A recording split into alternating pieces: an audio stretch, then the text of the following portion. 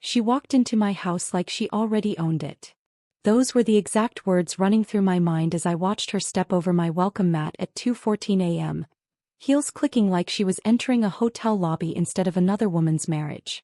The porch light behind her cast a sharp glow on her confident smile, the kind of smile that comes from someone who believes she has already won. My husband stood half a step behind her, shoulders hunched, eyes down, pretending not to notice the way my gaze moved straight to the lipstick smudge on his collar. I didn't comment on it. I didn't need to. Don't skip this one. The moment you hear her 2 a.m. message, you'll want to know exactly how this night ends. Stay with me. Every second matters. I simply stepped aside. The cold January air followed them in as she strutted across my living room rug, the same rug I vacuumed earlier that evening while replaying her text in my head. He's mine now. He's occupied. Don't wait up. She sent it from his phone, the boldness of it almost theatrical. I responded with a single line. Keep him. We're done.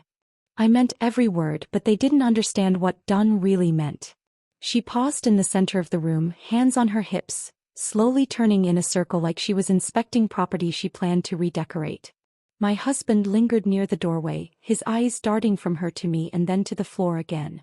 He kept rubbing the back of his neck the way he always did when he was lying, something she hadn't learned yet. Nice place, she finally said, her voice loud, confident, dripping with unnecessary sweetness. He told me it was cozy. Cozy. That was her attempt at an insult. I smiled politely, the same tight smile I gave people who talked too much at church. Make yourselves comfortable, I said, my voice steady and perfectly calm. Calm always unsettled people like her. She expected shouting, crying, maybe a dramatic scene. Not stillness. Not silence. Not strength. She moved toward my sofa without waiting for permission and sat down, crossing her legs as if she'd done this 100 times.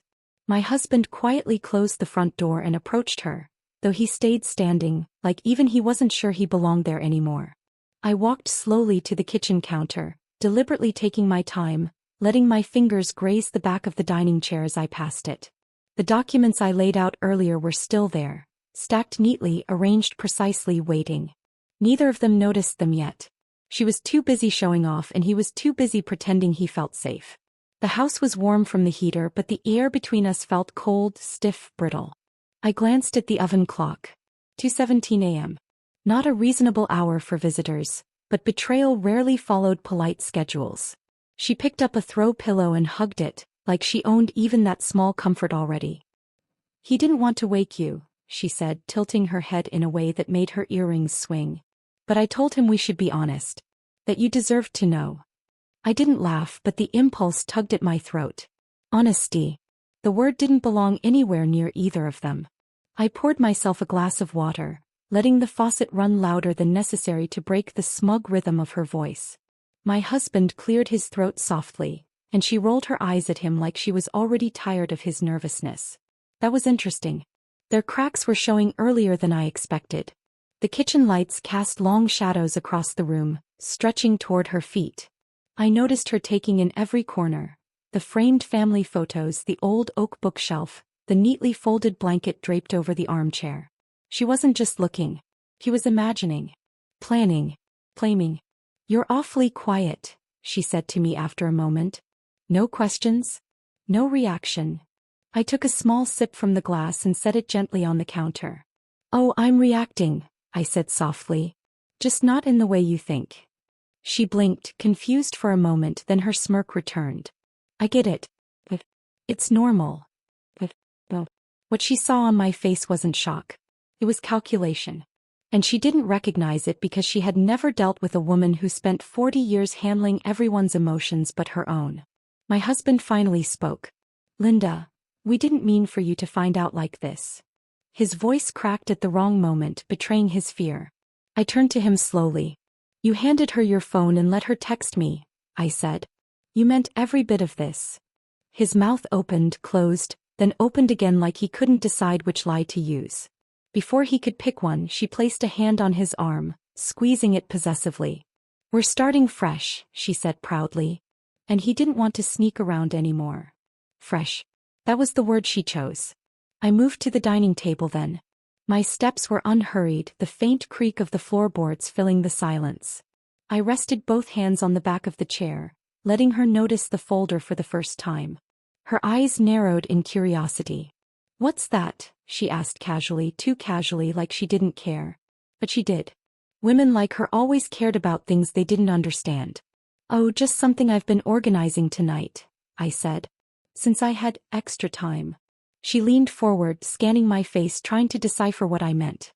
But I kept my expression neutral, almost pleasant. The truth sat quietly behind my eyes, waiting.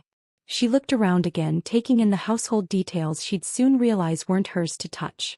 Her gaze lingered on a framed picture of my late mother on the mantel. For a brief moment, her confident expression faltered. I watched it closely. It was the first true sign of unease, small enough to miss, but not small enough to slip past me. The heater kicked on, humming through the vents, breaking the moment. I walked toward her, each step slow and controlled, the way a person approaches a stray dog. Calm, cautious, patient.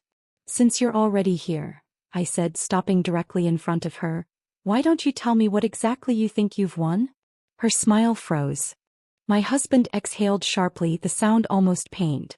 "Linda, please." I lifted a hand to stop him. "No," I said, my voice quiet but firm. "She's the bold one. Let her speak." She straightened her spine, flicking her hair back. "Fine," she said.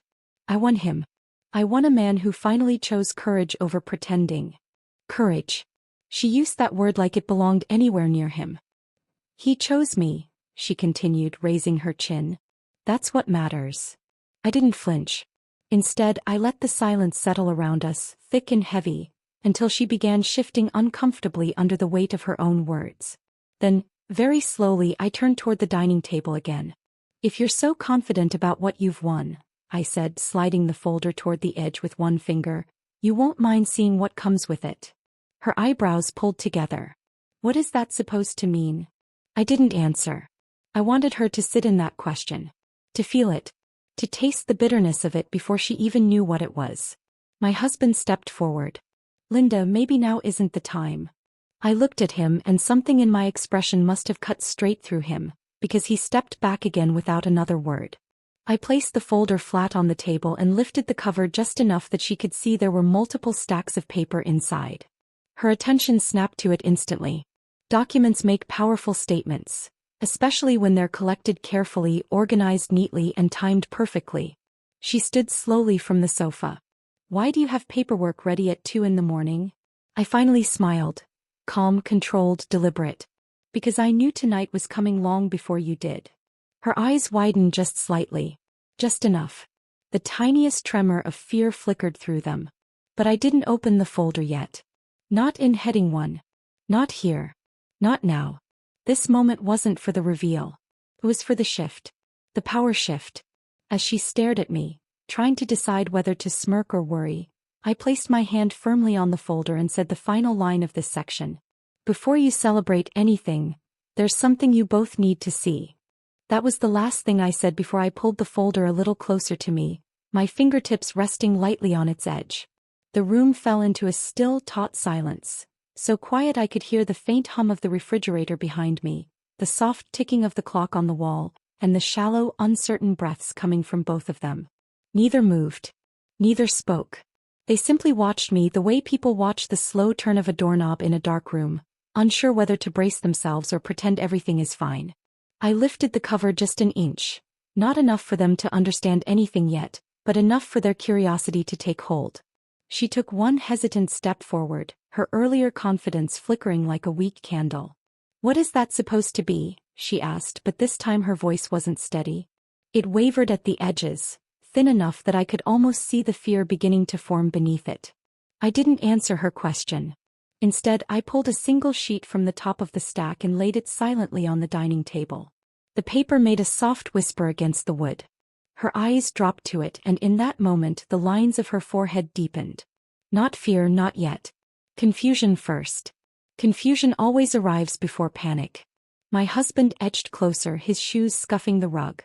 "Linda," he began, the warning tone back in his voice, the same one he used when he sensed he was losing control of a situation. He never liked surprises, not unless he was the one delivering them. I tapped the corner of the paper gently. You recognize your signature, don't you? I asked him.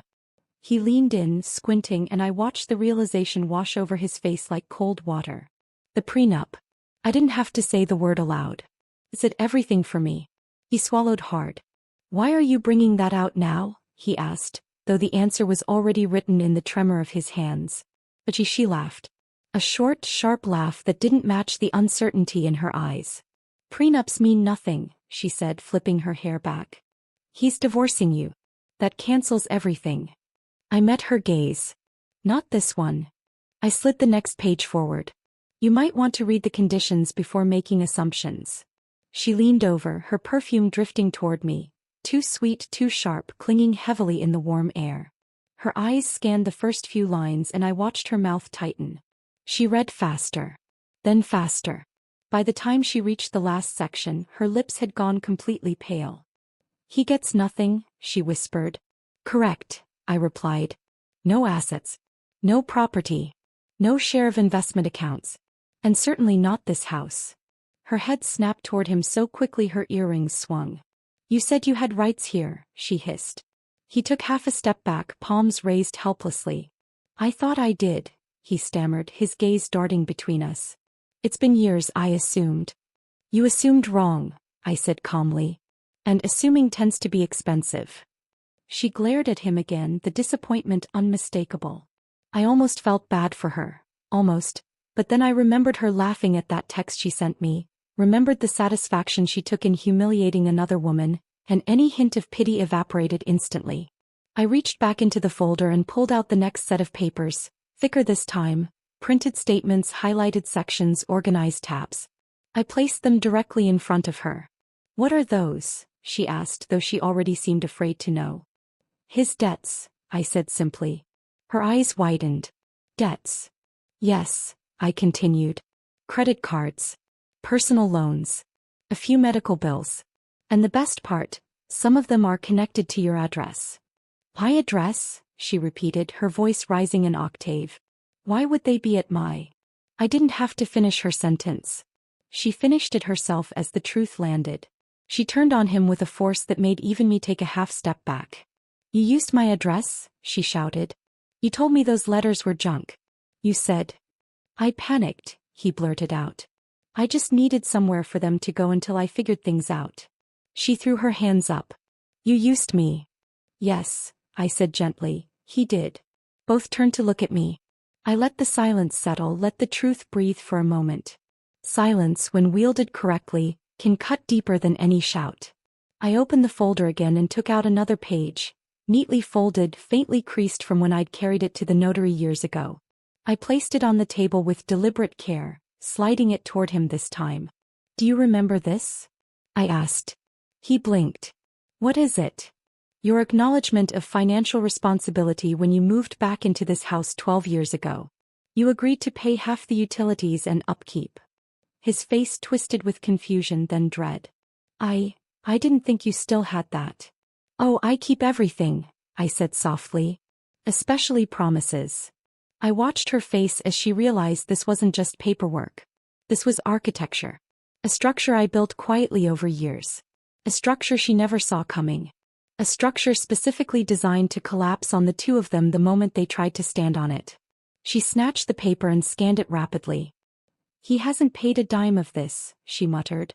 No, I agreed. He hasn't. Then he owes. Quite a lot, I finished. She spun toward him again, fury pouring off her in waves. You didn't tell me any of this. He threw his hands up helplessly. I didn't think it mattered. I thought.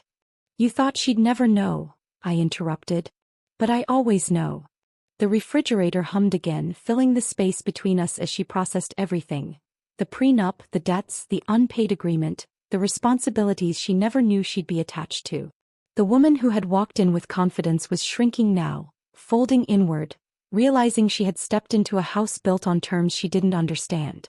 He tried to sit down on the sofa, but I shook my head. Don't, I said quietly. You don't live here anymore. He froze mid-movement. She looked from him to me, unsure where to stand, unsure how to breathe, unsure how everything turned so quickly. I walked to the kitchen counter and returned with one more document. This one in an envelope. I placed it on the table, tapping it lightly. "What's that?" she whispered. "A notice," I said. "For what?" "For trespassing." Her jaw dropped.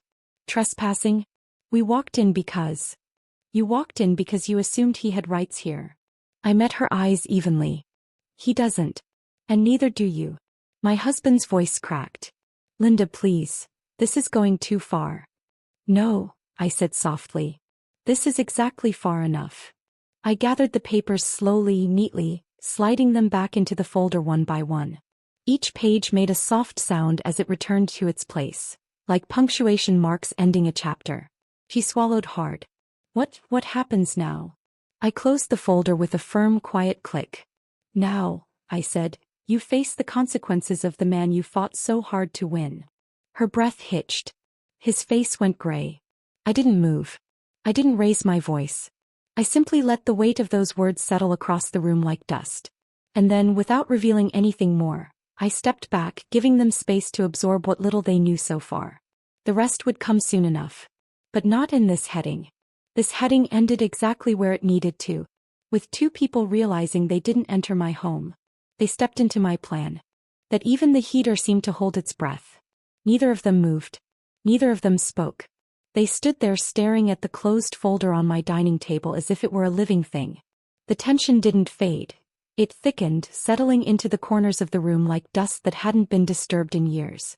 I turned away from them without another word and walked toward the hallway. My steps were slow, deliberate, and I could hear theirs behind me, hesitant, uneven, like children following a parent into a room they weren't supposed to enter. I ran my fingers along the wall as I passed, feeling each familiar notch in the paint, each memory embedded in the surface. This house had carried decades of my life. Now it carried the truth they weren't ready for. When I reached the bedroom doorway, I flipped on the light. The warm glow revealed my neatly made bed, the soft blue spread, the nightstand with its small lamp, the window looking out onto the dark yard. Everything was in its place. Everything except them. I walked to the closet and opened it quietly, the faint scent of cedar rising from the shelves. I reached up to the highest shelf and pulled down two large plastic storage bins. They were lightweight but sturdy, purchased months ago for reasons I didn't fully understand at the time, reasons that made perfect sense now. They followed me into the room, but neither dared step too close. He cleared his throat. "Linda, what are you doing?" I set the first bin on the bed and looked at him. "Helping you," I said simply. "You're leaving. You'll need your things." His eyes widened. "Now? You want me to leave now?" "Yes." My voice didn't rise. It didn't shake. It simply existed, calm, present, undeniable. She crossed her arms tightly. "You can't force him to go." I paused, letting my gaze rest on her. "I'm not forcing him." I lifted the second bin and placed it beside the first. "He walked out long before tonight. I'm just letting his belongings catch up with him." The color drained from her face. He whispered something that sounded like my name, but I ignored him. I opened the first dresser drawer and began removing items, shirt after shirt, all neatly folded from years of habit. I placed them inside the bin without rushing, without drama. Each movement was clean, efficient. I'd spent most of my life packing lunches, packing bags for trips, packing boxes every time we moved. Packing was a language I understood better than either of them. She hovered near the doorway, unsure whether to intervene or flee. "This is ridiculous," she said, though her voice wasn't confident anymore. "You don't have to do all this." "I know," I replied, placing one of his old sweaters into the bin. "But I want to." Remembering wasn't painful anymore. That surprised me. Packing his things didn't feel like a loss. It felt like clarity. Like truth finally folding itself into place. He stepped closer. "Linda, can you please slow down? We need to talk about this." "No," I opened the second drawer. "You had months to talk. You said nothing." He ran a hand through his hair, pacing the edge of the room. "I didn't want things to end like this." "People rarely get the ending they want," I said. "They get the ending they choose." She scoffed but didn't speak. Her hands fidgeted with the sleeve of her blouse, twisting the fabric nervously. I opened his nightstand drawer. Inside, next to an old paperback and a pair of reading glasses, were two envelopes. One marked car insurance, the other bills. I lifted them out, shaking them gently. A few slips of paper fell to the bed. When she saw the overdue notices, her expression twisted again. "You never showed me those," she said sharply. He stiffened. "I didn't think they mattered." "They matter now," I said softly, placing the envelopes atop the clothes in the bin. As I reached for more items, the room filled with the soft, familiar sounds of packing. The rustle of fabric, the click of the hangers, the faint scrape of the bin shifting on the bedspread. Each sound was steady and measured, but beneath them a quiet storm churned in the air. She watched me with increasing frustration, while he hovered between guilt, panic, and confusion. I opened the closet next, pulling down the shirts he used to wear to work. Most were wrinkled from lack of use. He had stopped dressing nicely months ago. She noticed it too, her eyebrow lifting slightly. "You never wear button-downs with me," she muttered to him. "I didn't know I needed to dress up," he snapped back. She glared. "You dressed up for her." He flinched. I didn't turn around, but I smiled to myself. Cracks upon cracks. When I reached up to take his old leather jacket from the highest hook, something slipped off the shelf above it. A pair of winter boots I hadn't seen in years. They tumbled down and landed on the floor with a thud. Dust puffed into the air. I stared at them for a moment, memories flickering like old film reels. Him shoveling the driveway in the early mornings, walking the dog we used to have, laughing as the snow stuck to his eyebrows. Small memories. Warm ones. Ones that no longer belonged to me. I picked up the boots and set them inside the second bin. "How can you do this?" he whispered behind me. Not angry. Not defensive. Just lost. 34 years, Linda. Doesn't that mean anything? I turned slowly. His eyes were glassy. Hers were restless. "It means," I said gently, "that I know exactly who I'm dealing with." He looked away first. I finished packing the closet in silence, placing his shoes, his belts, his old baseball cap. The cap had a tear on the side, he kept it anyway. I placed it gently on top of the clothes and closed the bin lid softly.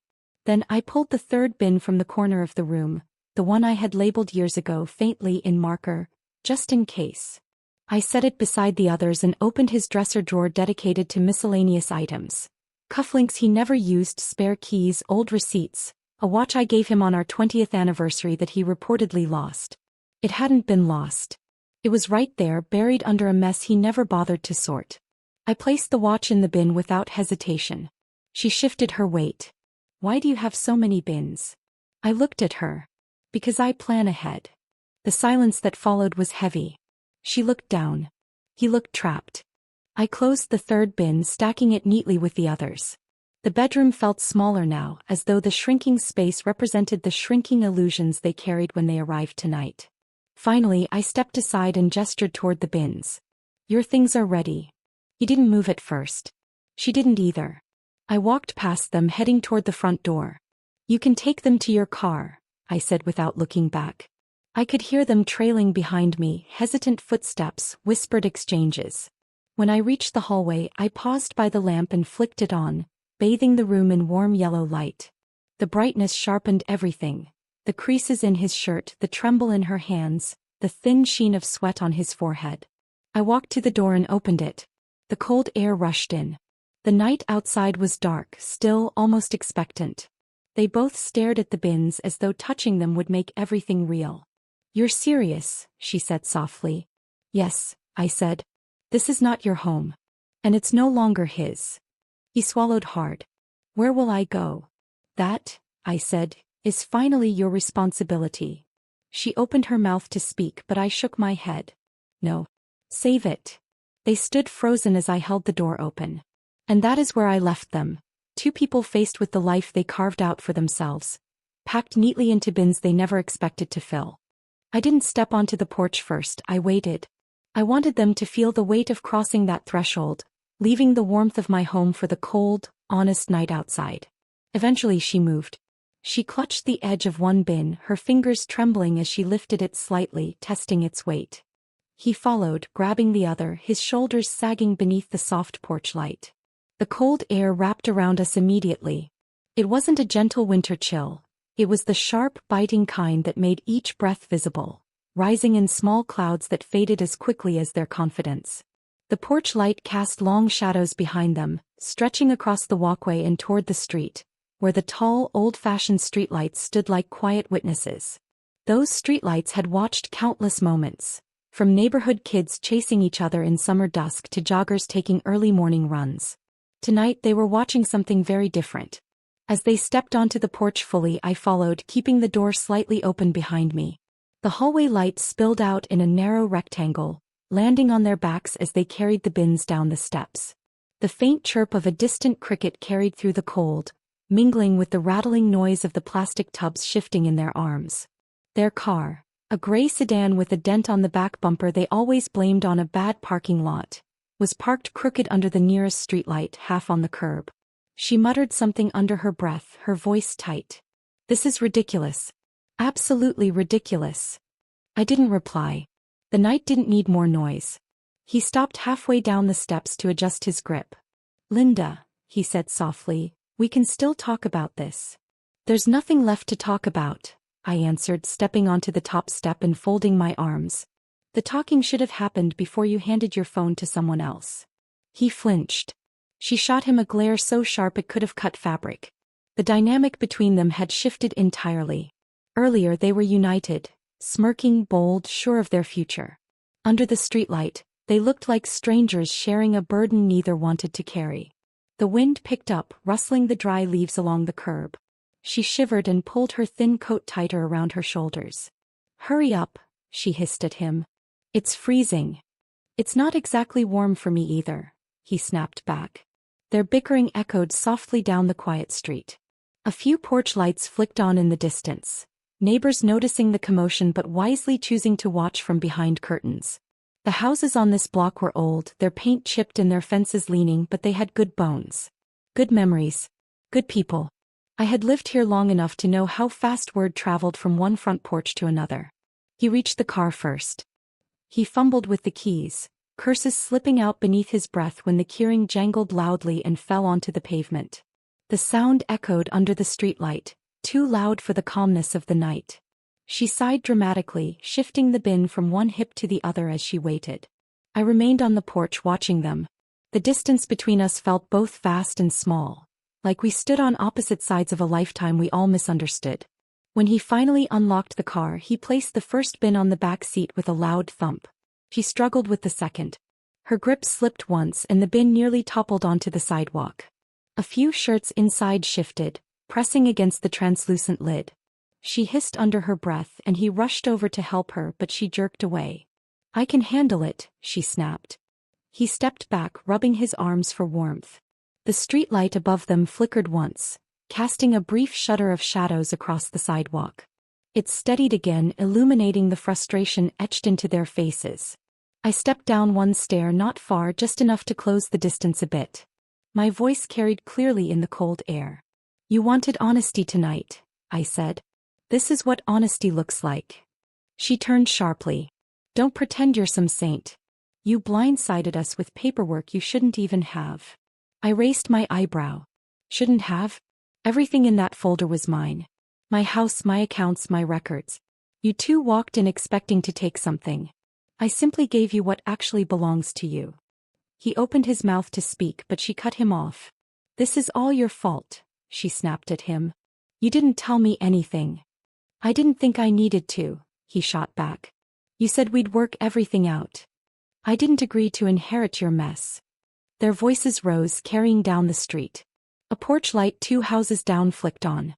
The outline of a neighbor appeared behind a curtain, watching quietly. I descended another step, standing on the second-to-last one now. "You two should lower your voices," I advised calmly. "The whole block doesn't need to hear your argument." She glared at me. "You did this on purpose." "Yes," I replied honestly. "I did." The truth hung in the air between us. Simple, unashamed, undeniable. The streetlight hummed softly above them, illuminating their breath in white clouds. The night felt heavier now, charged with an uneasy mixture of anger and defeat. He leaned against the car door, shoulders slumped. "I didn't expect it to fall apart like this." "It didn't fall," I said. "It was pushed." She scoffed. "By her." "No," I corrected gently. "By your choices." He looked away, his jaw tightening. I stepped onto the final stair, standing fully on the porch landing, level with the walkway but still a few yards from them. Let's be clear, I continued. You walked into my home with confidence and secrets. Both have consequences. She shifted her weight again, wincing slightly. Her shoes were not made for cold concrete sidewalks at 2 in the morning. The frost on the ground had turned the pavement slick. Each step she took left a faint imprint that glistened under the streetlight. You think you've won, she muttered. I said, that I've finally stopped losing. The car's engine clicked softly as it cooled. A breeze rustled through the bare branches of the tree beside the curb. A neighbor's wind chime jingled faintly in the distance. The entire street felt like it was holding its breath. They stood there, two silhouettes under the glow of the streetlight, their lives reshaped in a matter of minutes. He stared at his shoes. She stared at me.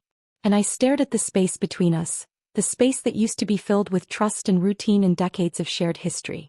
Now it was empty. And clean. She finally broke the silence. So what now? Now, I said, you get in your car and leave. He straightened slightly. And if we don't? You will, I said calmly. Because staying isn't an option. She opened the passenger door with a sharp motion, her frustration spilling out in every gesture. He hesitated for a moment longer, glancing back at the house, the home he had lived in for years. The porch. The windows. The curtains I sewed myself. Everything familiar now looked distant to him, like a photograph from someone else's life. His voice softened. Do you really want me gone? I met his eyes. You already left, I said. Tonight just made it official. He swallowed hard and nodded slowly. He climbed into the driver's seat while she buckled herself in, still muttering angrily. As he started the engine, the headlights washed over the street, casting long beams across the pavement. The street light above flickered again as if reacting to the moment. The engine revved. She slammed her door. He adjusted the mirror. Before the car moved, I spoke one last time. Drive safely, I said, my voice steady. The road ahead will be harder than you think. He didn't answer. She didn't look at me. The car pulled away from the curb slowly at first, then faster until it turned the corner and disappeared from view, leaving behind only the soft echo of its engine and the cold glow of the streetlight that had witnessed every second of their downfall. I stood on the porch for a long time after they were gone, letting the night settle into stillness once more. And for the first time in years, the quiet felt like freedom. I stood on the porch long after their car disappeared around the corner, letting the night grow quiet again. The cold settled on my skin, not harshly but gently, like a reminder that I was still here, still solid, still standing. The streetlight hummed above me, steady now, no more flickering. It felt like even it had calmed down after witnessing the chaos. For a long moment I simply breathed. The kind of breath that expands your ribs fully, something I hadn't done in years. I finally stepped back into the house and closed the door behind me. The soft click of the lock sliding into place echoed through the hallway. It didn't sound like protection. Sounded like closure. The house was warm, quiet, still glowing softly from the lamps I'd left on. For the first time all night I felt the weight leave my shoulders. Not all at once but slowly, like dust drifting off an old shelf. I walked farther inside, my feet brushing lightly across the rug they had walked over so confidently earlier. The living room still held the faint scent of her perfume, but it was already fading, already losing its grip. I moved to the dining table where the folder still rested. The papers inside were neatly stacked, organized, calm, unlike the people who had just left. I placed my hand on top of the folder and felt nothing but steadiness. No shaking. No hesitation. Just the quiet strength of a woman who finally understood her own power. I picked up the folder and carried it back to the bedroom. The light in the hallway flickered as I passed, but I didn't stop to fix it. Some things were small enough to wait. I set the folder on my nightstand and sank onto the edge of the bed, feeling the mattress dip slightly under my weight. My hands rested in my lap for a moment as the events of the night replayed, not painfully but clearly. Then I reached under the bed, pulling out the small lockbox I kept hidden near the frame. I placed it beside the folder and opened it. Inside were 2 flash drives and a thin stack of printed emails. I'd collected them quietly over the past year, not because I was preparing for revenge back then, but because something inside me knew I needed proof. The late-night withdrawals. The secrecy. The odd spending patterns. The excuses that felt rehearsed. I lifted one of the flash drives between my fingers and turned it slowly. This was the final piece. The real twist. The truth neither of them knew. This wasn't just about a betrayal. It wasn't just about a marriage collapsing or a woman marking territory she never earned. It was about theft. Real theft. The kind with legal consequences. A faint vibration buzzed on the nightstand. My phone lit up with a message. I picked it up. It was from my banker. Your appointment tomorrow is confirmed. Bring all documentation. I smiled. A small smile. The kind that carried years of quiet suffering now finally ending. Because the final truth, the one I hadn't shown them, the one I had saved for this very moment, was simple. He had been siphoning money from our shared account into hers. Not a fortune. Not enough to be noticed at a glance. But enough. Enough to matter. Enough to hurt. Enough to be illegal. And every transfer was documented. Every signature. Every timestamp. I had everything. But I didn't need to use it on him. Not entirely. I had a different plan. I stood, placed the flash drive back inside the lockbox and closed it with a soft click. I carried it into the living room, set it on the coffee table and sat on the sofa. The room felt different. Bigger somehow. Or maybe I finally felt small things again, like the softness of the cushion beneath me or the faint ticking of the clock. The house felt alive but peaceful. My gaze drifted toward the window. The street light glowed steadily, illuminating the empty road. I thought of him sitting in that car, hands gripping the wheel, trying to make sense of everything that collapsed in one night. And then I thought of her, angry, disappointed, realizing she hadn't just taken a man from another woman. She had inherited a storm she wasn't equipped to weather. The phone buzzed again. This time a different notification. A voicemail. From my husband. I let it play. His voice was thick with regret. Linda. I don't know what you want from me. I don't know where to go. I don't know what to do. Please, just call me back. I didn't. Instead I deleted the message. Another buzz. A text from her. You ruined everything. I didn't answer that either. I set the phone face down and leaned back into the sofa. The house hummed gently, settling into the new silence like it had been waiting for it too. After several minutes I stood and went to the window. The neighborhood was quiet. A few porch lights were still on. The wind chimes from next door jingled softly, their delicate sound drifting across the yard. Then I noticed a shadow moving near the curb. A familiar one. He had returned. He wasn't in the car. He was walking. Slow, confused, pacing under the streetlight like a man searching for direction. He looked lost. More lost than I'd ever seen him. For a moment I felt a tug in my chest. Not pity, not longing, just a quiet ache for the version of him I once knew. The man who used to laugh, who used to bring me flowers from the grocery store for no reason, who used to dance with me in the kitchen when our son was young. But that man had left long before tonight. The one standing under the streetlight was a stranger wearing his face. He paced a little more, then stopped. He looked at my house. His shoulders slumped. Then he turned and walked away slowly, heading down the street toward nowhere in particular. I watched until he disappeared behind the trees. The finality of it washed over me like warm water. I closed the curtains gently and turned off the lamp.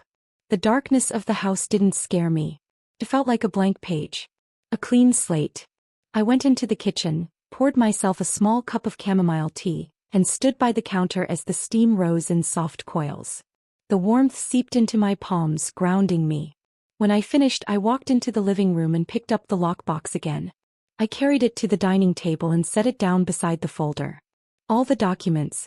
All the evidence. All the quiet truths that had lived in the shadows for too long. Tomorrow I would hand them over.